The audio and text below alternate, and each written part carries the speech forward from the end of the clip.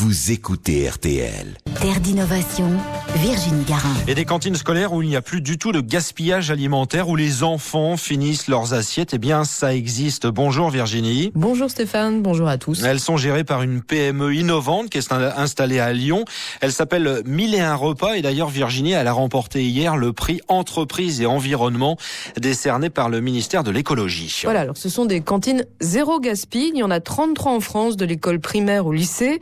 En général, dans une cantine classique, un tiers des aliments partent à la poubelle tous les jours. La purée pas finie, les restes de haricots, le steak qui était trop gros. Chaque enfant laisse dans son assiette en moyenne 167 grammes de nourriture. Et bien là, le gaspillage est passé à 10 grammes.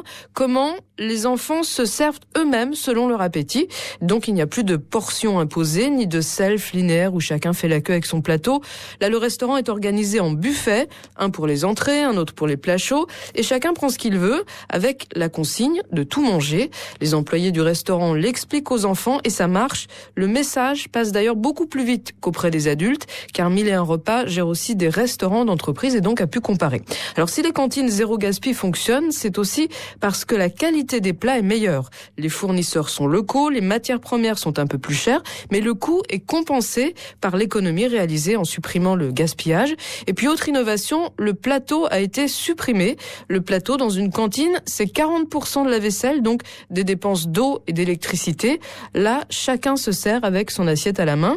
Enfin, les chefs sont formés pour adapter les repas aux saisons et à la température extérieure. Si vous proposez de la choucroute quand il fait 30 degrés, il y a de gros risques qu'elle reste dans l'assiette. Merci beaucoup Virginie Garin, vous podcastez quand vous le souhaitez. Terre d'innovation, c'est tout simple, c'est rtl.fr.